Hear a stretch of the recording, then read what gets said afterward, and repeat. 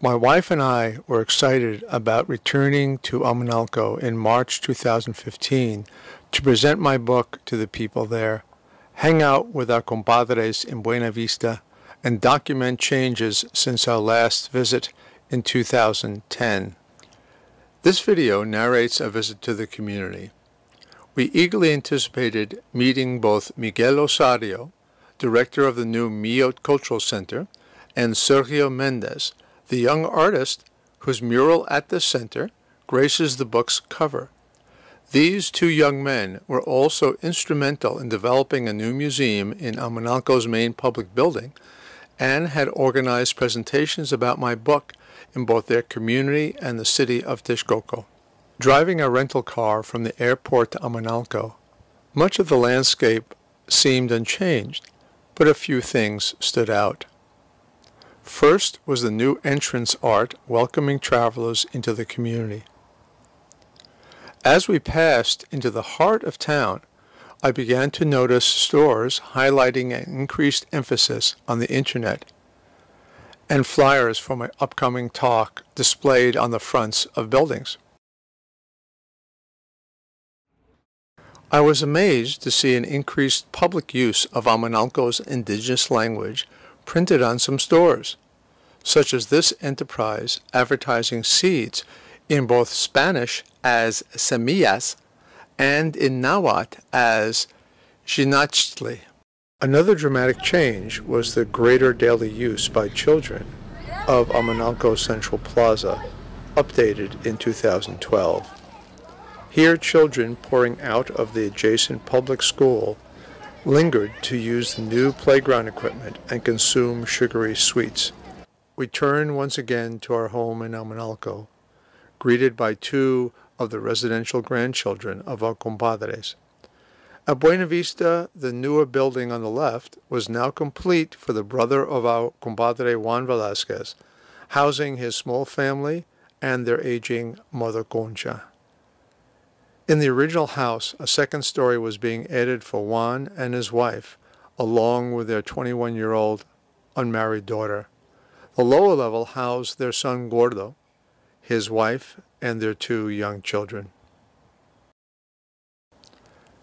That night, most of the lineage linked to Buena Vista assembled for a festive meal, and afterwards I passed around a copy of my book and we looked at some parts of its website containing various videos about their family and the region.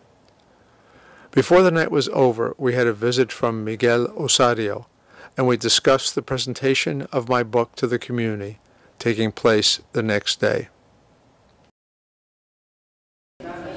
Despite the threat of rain, the activity of school letting out, and a Taekwondo class of the Millot Cultural Center going on, about 100 people from the community sat patiently as a local instructor of their indigenous language introduced the event in both Nahuatl and Spanish. A panel of people, including community officials, politicians from Texcoco, Mexican anthropologists Tomas Martinez and Manuel Moreno, spoke briefly, introducing my work and its relevance to the region. In presenting the scope of the book, I talked about how, in 1972, I came to live in Amanalco and the many changes I observed over the past 4 decades.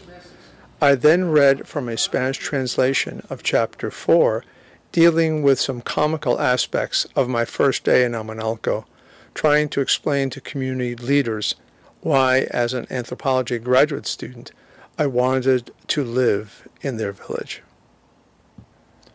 2 days after this presentation, a similar one was carried out in the Central Library of Texcoco. This time, the young artist Sergio Mendez was there, back from his university in another state. While this event was similar to the one in Amanalco, I made sure there was an emphasis on the discussion of the new museum in the community and the mural at its entrance. Earlier that day, the young artist explained to me the various meanings of his artwork called Rayos de Luz, or Rays of Light, symbolizing in his words the construction of a world based on the roots of the community. Here is a woman holding a basket representing the earth, giving us its fruits, if we know how to work and respect the land.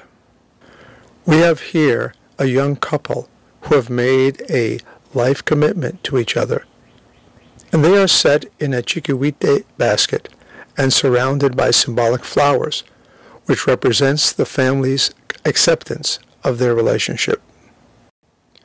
Next is a young boy whose head is encased in a musical instrument. As it is blown, the air becomes wings, carrying to the present the great musical traditions of this community. The boy has in his hands a blank musical score, so that it is now up to the younger generation to write new songs of the future. This top central figure is an older woman representing one of the few females who still weave the Ixtli fiber from the century plant cactus. I use this image to help people fondly remember their mothers and grandmothers who did this in the past. Following clockwise is a representation of the high mountain springs, symbolizing water and women as the sources of life. She pours water from a vase from which also flows trout, now being farmed in the high mountain area fed by the springs. Next is a representation of the extraordinary common effort of the community 100 years ago to sell a huge amount of charcoal in order to buy the beautiful pipe organ still used in our church. An axe is wielded in a sea of flames to produce the balls of charcoal. Below that, a woman gives a blessing to her pregnant daughter, as this also travels to the child in her daughter's womb. The person in the center can be any one of us who comes from the bottom, but he has initiative and shows that by reaching out and inviting us to participate. In this way, he supports others to get more involved collectively and prods us to be creative.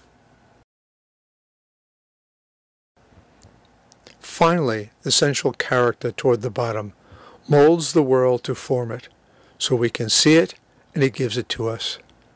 There are many hexagon shapes supporting this part, and I relate this with the structure of a beehive, where this collective must work together for the hive to survive.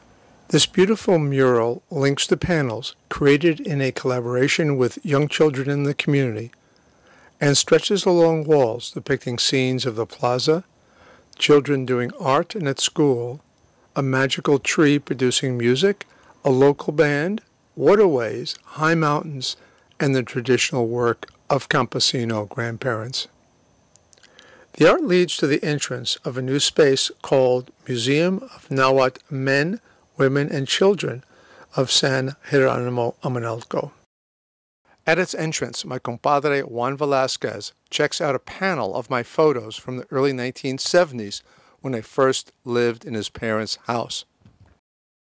The other walls are covered with images depicting both traditional material culture, such as the red clay corn granary, called in Nahuatl a quechcom, the enchanting high mountain waterways, practices of agricultural work, and weaving of cloths from Ixtli fiber. A centerpiece of the museum is a glass case filled with archaeological items people have found in the fields and given to the museum. Finally, in one corner is a display of folk art objects made from tough mountain grasses. I quickly came to realize that what I was observing in 2015 was part of a plan emerging in the community to get Amanalco designated in a federal tourist program as a Pueblo Mágico, or magical community. One aspect of this plan was improving town infrastructure, and there was now even a nicely paved road linking the town center to the higher mountain protected ecological zone. This is a potential ecotourism area. Here are found scenic mountain vistas, rivers, and springs, and a new trout farm development with a weekend fish restaurant. There was also an almost completed set of bathing pools near a river where last year hundreds of outsiders flocked during Easter's Semana Santa to ritually cleanse themselves. Standing by the trout farm, Miguel Osario related his dreams for the future. We have everything here for tourism. While we have lost some of our Nahuatl language, we still have many important traditions, our many myths, legends, artisans. Now the new museum and your book, our community is moving forward.